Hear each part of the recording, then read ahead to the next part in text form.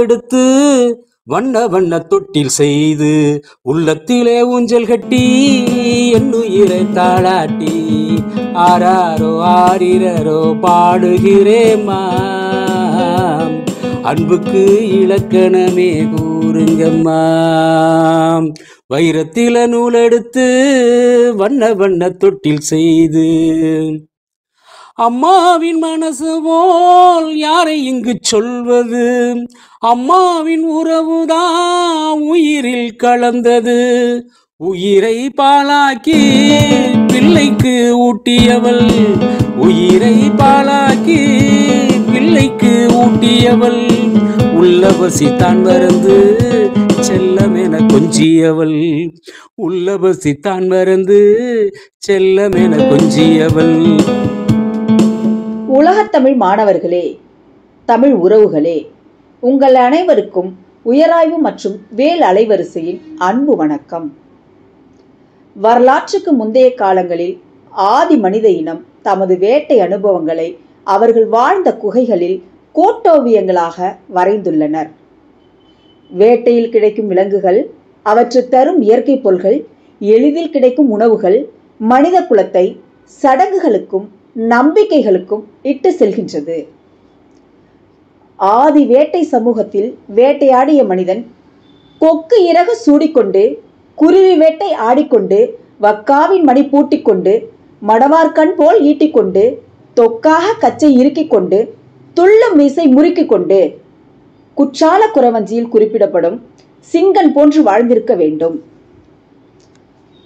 தொடக்க கால எழுத்திலக்கியத்திற்கு முன்னர் வழி வழியாக கர்ண பரம்பரை காதால் கேட்டு மனநலத்தின் அடிப்படையில் மனித உணர்வுகளை பின்பற்றியிருக்க வேண்டும். எழுத்தியல் முறை தோன்றிய பின்னரே பாடல்கள், கதைகள், ஆடல்கள், பழமொழிகள், விடுகதைகள், விளையாட்டுகள், மருத்துவம், சடங்குகள், நம்பிக்கைகள் என பரிணமித்து இருக்க வேண்டும். உலக இலக்கியங்கள் எழுத்திலக்கிய வளர்ச்சியில் புனைவினை கொண்டாடுவது போல் வாய்மொழி பாடல்கள் நடப்பியல்களை எடுத்து எம்புகின்றன. செவ்வியல் இலக்கியங்கள் தொடங்கி புராண இதிகாசங்கள் ஆண் என்ற ஒரு சாரர் மக்களை உயர்வென உயர்த்தி பிடிக்க புனைவு அவசியமாகின்றது. ஆனால் புனைவற்ற இயற்பண்புகள் கொண்ட நாட்டுப்புற பாடல்கள் ஆண் பெண் பேதமின்றி ஒருமையில் புதுமை கூறுகின்றது. நாட்டுப்புற வழக்காற்றில் சிறுதுளியும் பெருமலையும் ஒன்றே என்பதை அறிய முடியும். பிறப்பு முதலாக இறப்பு வரையிலான பண்பாட்டு கூறுகளை வெளியிடும் வரலாற்று அறிக்கைகளாக இவற்றை காண முடியும். தொல்காப்பியம் குறிப்பிடும் பண்ணத்திற்கு முற்பட்ட வாய்மொழி பாடல்கள் செவ்விலக்கிய வேர்களில் உயிர்ப்புடன் இருப்பவை இப்பாடல்களின் ஜீவன்கள் ஆகும். எனவே இந்த உண்மை உயிர்ப்பை உலகறிய செய்ய வேண்டும் என்ற நோக்கில் இவ்வரங்கம் நிகழ்த்தப்படுகிறது. வடவேங்கடம் தென்குமரி ஆயிடை தமிழ்கூறு நல்லுலகம். வேங்கடம் முதல் குமரி வரை உள்ள தமிழ் பேசும் தமிழக மக்களின் வாழ்வியல் முறைகளை நாட்டுப்புற வழக்காறுகள் எடுத்துரைக்கின்றன. நாட்டுப்புற கதைகள் என்ற தலைப்பில் உரையாற்றுபவர் முனைவர் இரா காமராசு, பேராசிரியர், தலைவர், நாட்டுப்புறவியல் துறை, புலத்தலைவர், மொழிப்புலம், தஞ்சை பல்கலைக்கழகம், தஞ்சாவூர். உலகத்தமிழ் மாணவர்களே, நிச்சயம் இந்த அரங்கம் உங்களுக்கானது. மாணவர்களே, தமிழ் உறவுகளே, ஆன்றோர்களே, சான்றோர்களே, பயனர்களே, உங்கள் அனைவருக்கும் என் உளம் கனிந்த வணக்கத்தை தெரிவித்துக் கொள்கின்றேன். உலகத்தமிழ் மாணவர்களே, வாருங்கள், இந்த நிகழ்ச்சியை காணுங்கள். நம் மண்ணையும் மக்களையும் நேசிப்போம், போற்றுவோம், தமிழால் இணைவோம். நான் உங்கள் முனைவர் சே. அஜித்தா, துறை தலைவர், தமிழ் உயராய்வுத்துறை, திருவிக அரசு கலைக்கல்லூரி, திருவாரூர். நன்றி, வணக்கம். அனைவருக்கும் வணக்கம். பாடல்கள் ஓர் கோடி, எதுவும் புதிதில்லை. ராகங்கள் கோடி கோடி, எதுவும் புதிதில்லை. என்றாலும் நாட்டுப்புற பாடல்களும் அது பாடுகின்ற முறையும் இசையும் சுமந்து வருகின்ற பொருளும் ஆரம்ப காலகட்டத்தில் அனைவருக்கும் வியப்பாகவும் அவர் தம் என்ன ஓட்டத்திற்கும் ஒத்தும் இருந்தது என்றால் அது மிகையாகாது.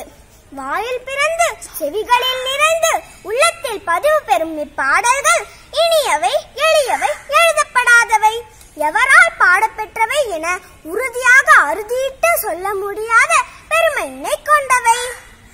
என்றாலும் இலக்கிய பாடல்களை போன்று எதுகை மோனை, இயைபு, இரட்டை கிளவி என்ற யாப்பிலக்கண கட்டுப்பாட்டு கோப்பையில் அமைந்துள்ளது.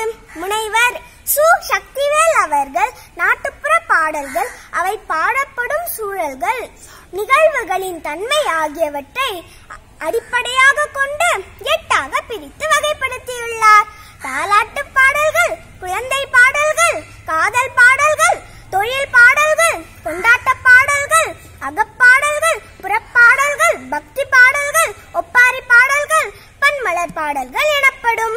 முதலாவதாக தாலாட்டு பாடல்.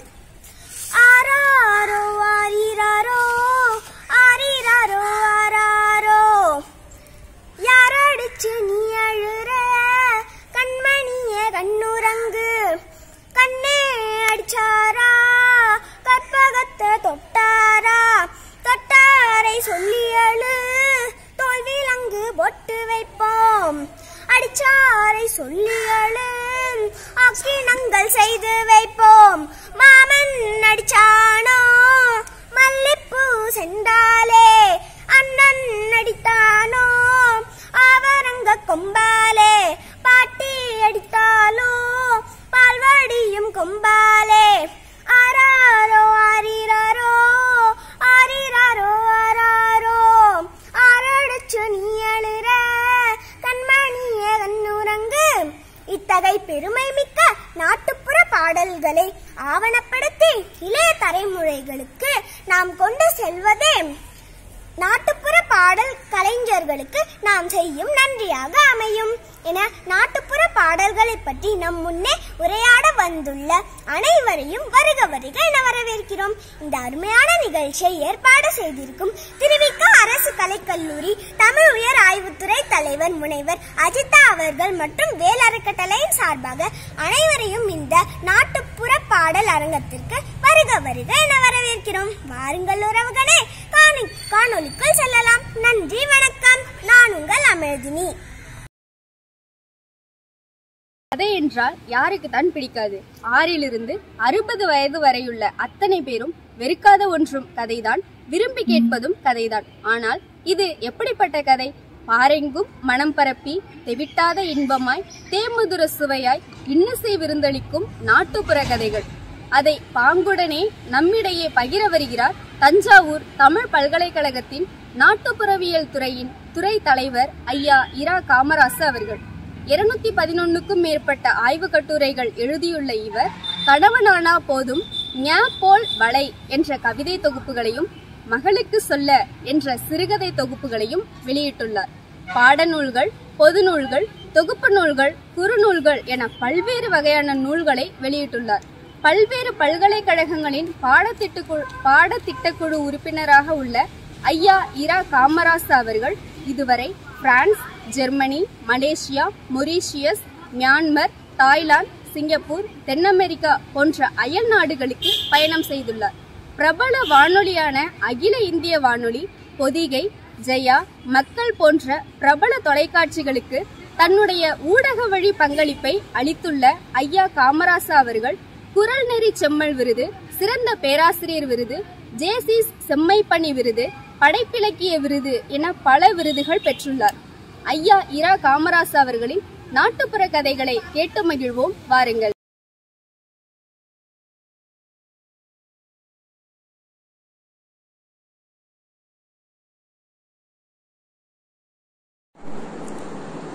அனைவருக்கும் வணக்கம். உயராய்வு மற்றும் வேல் அறக்கட்டளை சார்பில் இந்த நிகழ்வில் உங்களை எல்லாம் சந்திப்பதில் நான் மகிழ்ச்சி அடைகிறேன். திருவாரூர் திருவிக கலைக்கல்லூரியின் தமிழ்துறை தலைவர் பேராசிரியர் முனைவர் சே. அஜிதா அவர்கள் ஒருங்கிணைக்கக்கூடிய இந்த நிகழ்வில் பங்கேற்பதில் மகிழ்ச்சி அடைகிறேன்.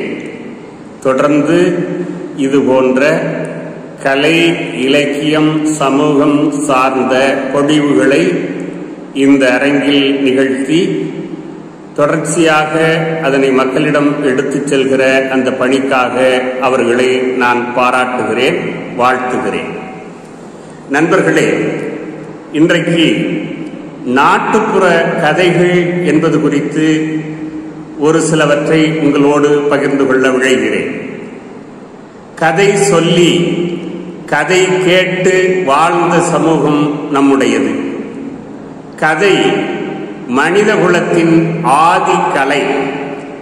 ஆதி மனிதன் காட்டில் வேட்டையாடு சென்று திரும்பியவுடன் தன் அனுபவங்களை தன் கூட்டத்தினரிடம் பகிர்ந்து கொள்வதில் தொடங்கியது இந்த கதைக்கான அடித்தளம் என்பதை வரலாறுகளில் சொல்கிறார்கள்.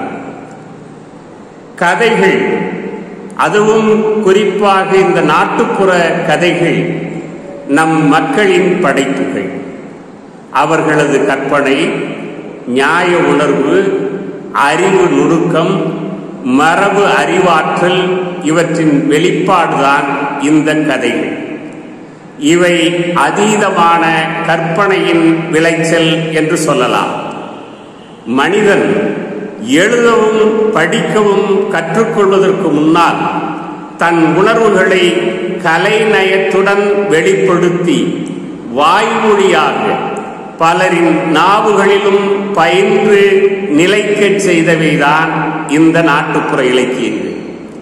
எனவேதான் ஏடேறிய இலக்கியங்களுக்கு முன்னால் ஏடேறாத இலக்கியங்களாக இவற்றை நாம் பதிவு செய்ய வேண்டியிருக்கிறது. இதில் சொல்கிறவனின் நாக்கு, கேட்கிறவனின் காது ஆகிய இரண்டு ஊடகங்கள் செயல்படுகின்றன. இந்த நாட்டார் இலக்கியங்களுக்கு பொதுவான சில வரையறைகள் இருக்கின்றன. இவைகளுக்கென்று ஆசிரியர்கள் கிடையாது. இன்றைக்கு ஒரு கதை வருகிறது அல்லது ஒரு நாவல் வெளிவருகிறது என்று சொன்னால் அதற்கு ஆசிரியர், உரிமையாளர், படைப்பவர் என்பவர் ஒருவர் இருப்பார். அவருடைய பெயரில்தான் அந்த கதையோ அந்த நாவலோ அந்த நூலோ வெளிவரும். அதற்கென்று ஒரு விலை உண்டு. அந்த விலை மதிப்பு என்பது அந்த காப்பி ரைட் உரிமை, அந்த காப்புரிமை அந்த உருவாக்கிய ஆசிரியருக்கு உண்டு. ஆனால் நாட்டுப்புற இலக்கியங்களுக்கு இந்த காப்புரிமை போன்ற சங்கதிகள் எல்லாம் கிடையாது. எங்கோ ஒருவர் ஓரிடத்தில் சொல்கிற ஒரு கதை அது பல இடங்களிலும் பரவி நிற்கும். இடத்திற்கு இடம் தன்னை மாற்றி தகவமைத்துக் கொள்ளும். இதுதான் நாட்டுப்புற இலக்கியங்கள் எல்லாத்துக்கும் சொல்கிற பொது வரையறை. ஆசிரியர் கிடையாது, தானாக பரவும், சூழலுக்கு ஏற்பவும் இடத்திற்கு ஏற்பவும் மாறுபடும் தன்மை உடையது என்பவைகளெல்லாம் இந்த நாட்டுப்புற இலக்கியங்களினுடைய பொது தன்மை கூறுகளாக இருப்பதை நாம் பார்க்கிறோம். இந்த நாட்டுப்புற கதைகள் மக்கள் வாழ்வினுடைய கண்ணாடிகள், வரலாற்று துளிகள் என்று நாம் சொல்ல முடியும். வரலாற்றுக்கு எப்படி கல்வெட்டுகள் அடிப்படை ஆதாரங்களாக அமைகின்றனவோ அதுபோல இந்த கதைகள் வாய்மொழி வரலாற்றுக்கு சொல்வெட்டுகளாக அமைகின்றன என்பதை பார்க்கிறோம், அடிப்படைகளாக அமைகின்றன என்பதை பார்க்கிறோம். தனி மனித வாழ்க்கைக்கும் பொது வாழ்க்கைக்கும் சமூக வாழ்க்கைக்குமான எடுகோலினை இந்த கதைகள் வழங்குகின்றன. அந்தந்த காலத்தில் வழங்கக்கூடிய இந்த கதைகள் என்பவைகள் அந்தந்த காலத்தினுடைய கண்ணாடியாக அந்த மனிதர்களினுடைய வாழ்க்கை பிரதிபலிப்புகளாக அமைகின்றன என்பதை நாம் உய்த்துணர முடியும். எனவேதான் நம்முடைய அன்பிற்கும் மதிப்பிற்கும் உரிய மாபெரும் எழுத்தாளர் கி. ராஜநாராயணன், அவர் நாட்டுப்புற இலக்கியங்களை நிறைய படைத்தவர், நாட்டுப்புற இலக்கியங்களை தொகுத்து வெளியிட்டவர், அதிலே ஆய்வு செய்தவர், மக்கள் சார்ந்த வெகுஜன நாட்டுப்புறவியலின் முன்னோடி என்று கீரா அவர்களை நாம் சொல்ல முடியும். அவர்கள் சொல்கிறார், ஜனங்களிடம் கதைகள் சென்று சென்று திரும்பும் போதெல்லாம் அதற்கு புதுசாக சிறகுகள் முளைக்கின்றன. ஒவ்வொரு மனுஷனுக்குள்ளேயும் கதை படைக்கிற ஒரு மனுஷ பயல் வாழ்ந்து கொண்டிருக்கிறான் என்று கீரா அவர்கள் சொல்வார்கள். அப்படித்தான் எல்லா இடங்களிலும் கதைகள் மிகிழ்கின்றன, இருக்கின்றன என்பதை நாம் பார்க்கிறோம். இந்த உலகமே ஒரு நாடக மேடை என்று சொல்வார்கள். அதுபோல கதை மேடை என்று சொல்லலாம். உலகமே கதைகளால் ஆனவைதான். அதிலும் இந்தியா கதைகளின் சொர்க்க பூமி என்று சொல்லலாம். இங்கேதான் இதிகாசங்கள் பல இருக்கின்றன என்பதை நாம் பார்க்கிறோம். உலகத்தினுடைய ஈசாப் கதைகளாகட்டும், அரபு கதைகளாகட்டும், இவைகளுக்கெல்லாம் அடிப்படையாக இருந்தது நம்முடைய பஞ்சதந்திர கதைகள் தான். தாத்தா பாட்டிகள் சொல்லி வைத்த அந்த கதைகளினுடைய நீட்சி தான் இன்றைய நவீன இலக்கியங்களிலே நாம் பார்க்கிறோம். எனவே இந்த நாட்டுப்புற கதைகளை பல வகைகளாகவும் சொல்வதை நாம் பார்க்க முடியும். மனித கதைகள், மிருக கதைகள், தெய்வ கதைகள், மாந்திரீக கதைகள் என்றெல்லாம் ஆய்வாளர்கள் அதனை வகைப்படுத்துவார்கள். மனிதர்கள் பாத்திரங்களாக இருந்தால் அது மனித கதைகள் என்றும், மிருகங்களும் பறவைகளும் பாத்திரங்களாக கதாபாத்திரங்களாக வந்தால் அது மிருக கதைகள் என்றும், தெய்வங்கள் கதாபாத்திரங்களாக வந்து மனிதர்களுக்கு நல்ல நீதிகளை புகட்டினால் அது தெய்வக் கதைகள் என்றும், மந்திரம் தந்திரம் போன்ற இந்த உலகத்தில் இல்லாத நடக்காத விஷயங்களை கற்பனை கட்டி சொல்லுகிற போது அதனை மந்திர கதைகள் அல்லது மாந்திரிக கதைகள் என்றும் சொல்வதை நாம் பார்க்கிறோம்.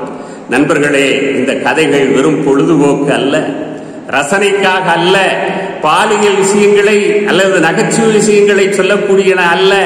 இந்த கதைகளுக்குள் ஒரு சமூகத்தினுடைய உயிர்ப்பு அடங்கியிருக்கிறது. எல்லல், பகடி, நையாண்டி, குறியீடு, எதிர்ப்புணர்வு போன்ற பலவும் இந்த கதைகளுக்குள் இருப்பதை நாம் பார்க்கிறோம். ஒரு வகையில் மனிதர்கள் தங்களுடைய மனச்சுமையை இறக்கி வைக்கிற வடிகாலாக இந்த நாட்டுப்புற கதைகள் இருக்கின்றன. தங்களால் நேரடியாக எதிர்ப்புணர்வை காட்ட முடியாது. அது அரசாக இருக்கட்டும், அல்லது ஒரு பண்ணையாராக இருக்கட்டும், அல்லது ஒரு முதலாளியாக இருக்கட்டும், அவர்களுக்கு எதிராக ஒரு எதிர்ப்பு குரலை இந்த கதைகள் வாயிலாக எளிய மக்கள் மிக எளிமையாக சொல்லிச் செல்வதை நாம் பார்க்க முடியும். எனவே நிறுவன எதிர்ப்புத்தன்மை கொண்ட நம்முடைய மக்களினுடைய வாழ்வாதாரங்களினுடைய அவசியத்தை உறக்கச் சொல்கிற வகையிலே பல கதைகள் அமைகின்றன என்பதையும் நாம் பார்க்க முடியும். நிறைய இதில் நாம் பார்க்கலாம். நம்முடைய நடைமுறையில், நம்முடைய ஊர்ப்புறங்களில் நம்முடைய மக்கள் இந்த கதை பற்றி நிறைய கதைகளை சொல்லிக்கொண்டே இருப்பார்கள். கதை சொல்வது நம்முடைய மரபில் இருக்கிறது. சில இடங்கள்ல பார்த்தீங்கன்னா ஒருத்தர் பேசிட்டு இருக்கிறப்ப கதை விடுறான் பாரு என்று சொல்லுவோம். கதை விடுவது என்பது வேறு. சில இடங்களிலே கதை கட்டுவது நடக்கும். ஒரு 4 பெண்கள் 5 பெண்கள் குழுமி விட்டால் அங்கே ஊர்ப்புறங்களிலே அங்கே கதை கட்டு மிக ஜோராக நடைபெறும் என்பதை நாம் அறிவோம். அதே போல கதை அளக்கிறது என்று உண்டு. எல்லாமே கதைதான். ஒரே ஒரு ஊர்ல ஒரே ஒரு நரி, அத்தோட கதை சரி என்று சொல்கிற நம்முடைய ஊர்ப்புறத்தினுடைய ஏராளம் விஷயங்கள் நாட்டுப்புற கதைகளில் இருக்கிறது. நண்பர்களே, இந்த கதைகளை இந்த சமூகம் எப்படி பார்க்க வேண்டும், எப்படி பார்க்கிறது என்பதை நான் எளிமையாக நாம் புரிந்து கொள்ள இயலும். உங்களுக்கெல்லாம் தெரியும், நீண்ட காலமாக சொல்லப்பட்டு வருகிற கதை. பாட்டி வடை சுடுவார், மரத்துக்கு கீழே உட்கார்ந்து ஒரு எண்ணெய் சட்டி வச்சு வீட்டிலிருந்து வடைக்கு தேவையான அந்த மாவை அரைச்சிட்டு வந்து எண்ணெய் சட்டியை வச்சு வடை சுட்டு கொண்டிருப்பார். இந்த காட்சி தத்துருவமாக மரத்துக்கு கீழே வடை சுடுறதை காட்டப்பார். அங்க வந்து பார்த்தா மரத்துக்கு மேல ஒரு காகம் வந்து அமரும். காகம் என்ன சொல்லும், பாட்டிக்கிட்ட பாட்டியினுடைய வடையை தெரியாம தூக்கிட்டு ஓடிடும். அந்த இடத்துல ஒரு நெறி வரும். மரத்து மேல காகம் வடையோட உட்கார்ந்துருக்கு, நரி கீழே நிற்குது. என்ன இந்த காட்சியில நரி என்ன சொல்லணும்னா, காக்கா காக்கா நீ ரொம்ப அழகா இருக்க, ஒரு பாட்டு பாடே அப்படின்னு சொல்லும். உடனே காக்கா என்ன பண்ணணும்னா, காக்கான்னு வாயை திறக்கிறப்போ வடை கீழே விழுந்துரும், நரி தூக்கிட்டு ஓடி. இதுக்கு என்ன தலைப்பு கொடுப்போம், புத்திசாலி நரி ஏமாந்த காகம் என்று ஒரு காலத்தில் சொன்னார். பின்னால இந்த கதை கொஞ்சம் மாற்றப்பட்டு சொல்லப்படும். என்ன, அதே வயதான பாட்டி, அதே வடை சுடுற இடம், காகம் தூக்கிட்டு போயிடும், அதே நரி வரும், காகத்தை பார்க்கும், நீ ரொம்ப அழகா இருக்க, ரொம்ப நேர்த்தியா இருக்க, நீ நல்லா பாடுவேன்னு சொன்னாங்க, ஒரு பாட்டு பாடம் காக்கான்னு சொல்லும். காகம் என்ன பண்ணும், வடையை எடுத்து காலில் வச்சுக்கிட்டு கா கா கா கா என்று குதூகலமாக பாடும். நரி ஏமாந்து போகும். இது ஒரு கதை, இது ஒரு டெக்ஸ்ட், இது ஒரு பிறகு. இப்ப இதுக்கு என்ன தலைப்பு வச்சாங்க, புத்திசாலி காகம் ஏமாந்த நரி என்று சொன்னாங்க. நண்பர்களே, இந்த 2 காலகட்டத்தில் 2 கதை, ஒரே தன்மை கொண்ட 2 கதைகளை நாம் பார்க்கிறோம். ஆனால் இது 2ஐயும் தாண்டிய ஒரு சங்கதி இருக்கிறது நண்பர்களே. அதில் யார் புத்திசாலி, யார் ஏமாந்தது என்றால் 2 கதைகளிலுமே ஏமாற்றப்பட்டது அந்த ஏழை வயதான பாட்டி என்கிற ஒரு பிரதியும் இருக்கு, ஒரு சங்கதியும் இருக்கு. அந்த பாட்டி தன்னுடைய உழைப்பை போட்டு, தன்னுடைய முதலை போட்டு காகத்திடம் ஏமாந்து போகிறாள், காகத்தின் வழியாக நரியிடமும் ஏமாந்து போகிறாள் என்கிற செய்தி நமக்கு முக்கியமானது. இப்படித்தான் நாட்டிலே பல காக்கைகளும் பல நெறிகளும் உழைக்கிற ஏழை எளிய மக்களை ஏமாற்றிக் கொண்டிருக்கிறார்கள் என்கிற ஒரு செய்தியை இந்த கதைகளின் வாயிலாகவும் நாம் பேச வேண்டியிருக்கிறது. எனவேதான் இந்த கதைகளை எப்படி நாம் பார்க்க வேண்டும் என்கிற ஒரு சங்கதியை நான் இந்த இடத்தில் சொல்ல விளைகிறேன். இன்னொரு கதை, கடல் அலைகளை எண்ணுபவன் என்று அதற்கு பேர். ஒண்ணு இல்ல, ஒரு ஊர்ல ஒரு இளைஞன் இருக்கிறான். அவன் கொஞ்சம் சோம்பேறி கூட, ஆனா அவனுக்கு ஒரு 20 வயது ஆகி விடுகிறது. ஊர்ல எல்லாத்தையும் போய் வேலை கேட்கறான். எனக்கு ஒரு வேலை கொடுங்க. பார்க்குறவங்களாம் ஏன்ப்பா சோம்பேறியா இருக்க, ஒரு வேலைக்கு போகக்கூடாதா? அவன் கொஞ்சம் பள்ளிக்கூடம்லாம் போய் கொஞ்சம் படித்தவன்னு வச்சுங்க. உடனே கேட்குறான், ஏன் நீ ஒரு வேலைக்கு போகக்கூடாதா அப்படின்ட்டு கேட்குறான். இவன் போய் எல்லாத்தையும் ஊரில் உள்ளவங்கள்ட்டெல்லாம் எனக்கு ஒரு வேலை ஏற்பாடு பண்ணுங்க, ஏற்பாடு. ஊரில் உள்ள அந்த ஊர் தலைவர்கள் எல்லாம் என்ன சொல்கிறாங்க, எப்பா நம்ம ஊர்லேயே தான் வேலை இல்லையே, நம்ம ஊரில் நிறைய பேர் படிச்சுட்டெல்லாம் வேலை இல்லாமல் இருக்கிறாங்க, இங்கே வந்து வேலை கேட்டு என்ன ஆகும் போது, ராஜாவிட்ட போய் நீ உன்னுடைய கோரிக்கையை சொல், நிச்சயமாக ராஜா உனக்கு ஒரு வேலை போட்டு கொடுப்பார் அப்படின்னு சொல்ல. உடனே இவன் கிளம்பி ராஜாவை பார்க்க போறான். நம்ம ஊர்ல ஒரு கவுன்சிலரை பார்க்கறதே ரொம்ப சிரமம், ராஜாவை பார்க்கறது எவ்வளவு கஷ்டம்.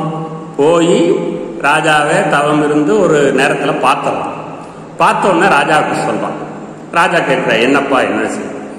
ஐயா, நான் இப்படியாப்பட்டேன், எனக்கு ஒரு வேலை இருக்கு. சரி, நீ என்ன படிச்ச? எனக்கு 1, 2, 100 வரைக்கும் எழுத படிக்க தெரியும். பார்க்காம சொல்லுவேன், பார்க்காம எழுதுவேன். 1, 2, 100 வரைக்கும் எனக்கு தெரியும், அவ்வளவு நான் படிச்சிருக்கேன் அப்படின்னு சொல்றேன். ராஜா சிரிச்சுக்கிட்ட சரின்ட்டு அமைச்சர்கிட்ட வழிகாட்டி அமைக்க. அமைச்சர் கேட்க, அமைச்சர்கிட்டையும் மறுபடியும், சரிப்பா உனக்கு ஒரு வேலை போட்டுட்டேன், எவ்வளவு சம்பளம் வேணும் அப்படின்னு அமைச்சர். எனக்கு சம்பளம்லாம் வேண்டாங்க ஐயா, எனக்கு ஒரு வேலை அரசாங்கம் போட்டு கொடுக்கணும், அதுதான் என்னுடைய தேவை. அந்த வேலையை மட்டும் ஒரு அரசாணையா கொடுத்து, இப்ப நம்ம ஜீவோன்னு கேட்கறோம்ல, அது மாதிரி ஒரு உத்தரவா கொடுங்க. அந்த காலத்துல எல்லாம் ஒரு பட்டயத்தில் அடிச்சு இன்னார் மகன் இன்னாருக்கு, ராஜாவினுடைய பட்டம் ஸ்ரீ இன்னார் மகன் இன்னாரான இந்த ராஜா இந்த ஆண்டில் இப்படியாப்பட்ட ஒரு ஆணையை வழங்குகிறார் என்று அச்சடித்து கொடுப்பாங்க. கல்வெட்டில் அடிச்சு கொடுக்கறது மாதிரி பட்டயத்தில் அடிச்சு கொடுப்பாங்க. அப்ப இவங்க கேட்கறான், அது மாதிரி ஒரு ஆணை மட்டும் கொடுங்க, எனக்கு சம்பளம்லாம் வேண்டாம், நான் இந்த நாட்டுக்காக உழைக்கணும்னு ஆசைப்படுறேன். வேலை இல்லாத போயின்னு பல பேர் சொல்றாங்க, அதை மாற்றணும்னு நினைக்கிறேன், அதனால ஒரு வேலை மட்டும் கொடுங்க ராஜா, நான் பார்த்துக்கிறேன், ஆணை மட்டும் கொடுங்க, நான் வேலையை பார்த்துக்கிறேன். சரி அப்படின்ட்டு யோசிச்சுட்டு அமைச்சர் சொல்றார் மன்னர்கிட்ட, இவருக்கு ஒரு பொருத்தமான வேலை கொடுப்போம் அப்படின்னு சொல்லிட்டு மறுநாள் வர சொல்றாங்க. மறுநாள் போறான். மன்னர் சொல்றார், நீ நம்ம ஊர்ல இருக்க கடற்கரைக்கு போய் அங்க உட்கார்ந்து கடல் அலைகளை எல்லாம் எண்ணுகிற வேலையை செய், இதுதான் உனக்கு அரசாங்கம் கொடுக்கிற அரசன் கொடுக்கிற வேலை என்று சொல்ற. உடனே ரொம்ப மகிழ்ச்சி ராஜா, எனக்கு ஒரு வேலை கொடுத்துட்டீங்க, ரொம்ப நன்றி, எனக்கு எந்த ஊதியமும் வேண்டாம், ஆனா இதை ஒரு அரசாணையா கொடுங்க எனக்கு.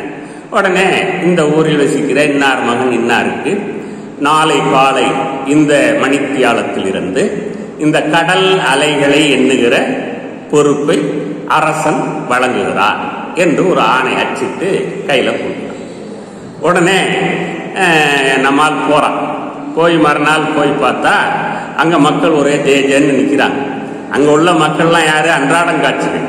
காலையில கடலுக்குள்ள இறங்கி அந்த கடல்ல போய் மீன் பிடிச்சி அந்த மீனை கொண்டாந்து வித்துட்டு தான் அந்த மக்களினுடைய வாழ்க்கைப்பாடு அன்றைக்கு நடைபெறும். அப்ப அந்த கடல்ல இறங்கினாதான் அடுப்பு பத்த வைக்க முடியும். அப்படியான சூழல் இருக்கிற மக்கள். நம்மால் போய் உடனே ஒரு தண்டராப்பட்டம் முரசறையிறான், இந்த கடலுக்குள் யாரும் இனி இறங்கக்கூடாது, இந்த கடலில் இருக்கிற அலைகளை எல்லாம் எண்ணுகிற பொறுப்பை எனக்கு அரசர் வழங்கியிருக்கிறார், எனவே யார் கடலுக்குள்ள இறங்கக்கூடாது, மீன் பிடிக்கக்கூடாது. எல்லாருக்கும் அதிர்ச்சி ஆகும். அவங்கவுங்க அன்னைக்கு காலையிலே விடிய காலையில வெள்ளி முளைச்சோன்ன கிளம்பி தங்களுடைய வலைகளை எடுத்துக்கிட்டு கட்டுமரங்களை எடுத்துக்கிட்டு கடலுக்குள்ள போய் மீன்களை பிடித்து கொண்டு வர வேண்டிய அந்த மக்கள் ரொம்ப பயந்து போயிடுறாங்க. என்னடா இப்படி ஒரு நிலைமை ஏற்பட்டு விட்டதே, நான் எப்படி இதிலிருந்து மீள்வது என்று யோசிக்கிறார். அவனிடம் சொல்லுகிறார், அரசன்கிட்ட போய் முறையிடலாம் என்று சிலர் சொல்கிறார். அரசன்கிட்ட போய் சொன்னோம்னா அரசன் இதை எப்படி எடுத்துக்குவான்? சில இடங்கள்ல போய் நான் போட்டதுதான், நான் சொன்னதுதான், நான் சொன்னதுதான் சட்டம் என்று சொல்லிவிட்டால் என்ன செய்வது என்று அச்சப்படுகிறார்.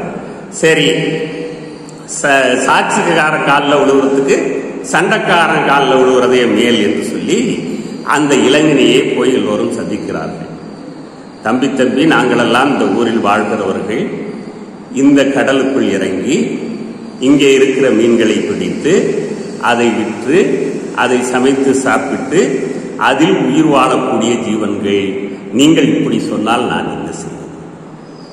உடனே அந்த இளைஞன் சொல்கிறான், நீங்க சொல்வது சரிதான், ஆனால் எனக்கு ராஜா இப்படி ஒரு ஆணை வழங்கியிருக்கிறார், நான் இதை செய்யாவிட்டால் என்னை அழித்து விடுவார், என்னை அகற்றி விடுவார், எனக்கு தண்டனை கொடுத்து விடுவார், எனவே நான் எதுவும் செய்ய முடியாத நிலையில் இருக்கிறேன். மறுபடியும் எல்லாரும் பேசுகிறார். அப்பொழுது சரி, நாம் ஒரு முடிவுக்கு வருவோம் என்று அந்த இளைஞன் சொல்கிறான், இனி நீங்கள் யாராவது இந்த கடலுக்குள் இறங்கி மீன் பிடிக்க வேண்டும் என்று நினைத்தால் என்னிடம் வந்து உங்களுடைய பெயர்களை சொல்லி ஒரு டோக்கன் வாங்கிட்டு போங்க, அதுக்கு கொஞ்சம் நீங்க பணம் கொடுக்கணும், கொஞ்சம் பணம் கொடுக்கணும். பணம் கொடுத்துட்டு கட்டணம் செலுத்தி விட்டு டோக்கன் பெற்றுக்கொண்டு கடலுக்குள் இறங்குங்கள், நான் பார்த்துக் கொள்கிறேன். ராஜா கேட்டா நான் கடல் அலைகளை எண்ணி நான் அவருக்கு கணக்கு சொல்லிக்கிறேன், நீங்க இதுக்கு நீங்க ஒத்துக்கிட்டீங்கன்னா நம்ம அது மாதிரி ஒரு ஒப்பந்தம் செய்து கொள்ளலாம் என்று சொல்றேன். யோசித்து பார்க்கிறார்கள் மக்களும், வேற வழி இல்லை, இவனை விட்டா வேற எதுவும் செய்ய முடியாது, அதே போல இந்த கடலை விட்டாலும் நமக்கு வேறு எதுவும் நாதி இல்லை, எனவே அவனோடு ஒரு சமரசம் செய்து கொள்ளலாம் என்று சொல்லி, சரி இனிமே நாங்க யாரெல்லாம் கடலுக்கு போறோமோ உங்கள்கிட்ட வந்து பேரை சொல்லிட்டு உங்கள்கிட்ட பணத்தை கொடுத்துட்டு நீங்கள் தருகிற அந்த அனுமதியை பெற்றுக்கொண்டு நாங்கள் கடலில் இறங்குகிறோம் என்று ஒரு ஒப்பந்தத்துக்கு வருகிறார்கள். அதே போல ஒரு நடைமுறை வந்து விடுகிறது. கொஞ்ச நாள் கழிச்சு, ஒரு 5-6 மாதங்கள் கழித்து ஒரு நாள் ராஜா நகர்வலம் வருகிறார்.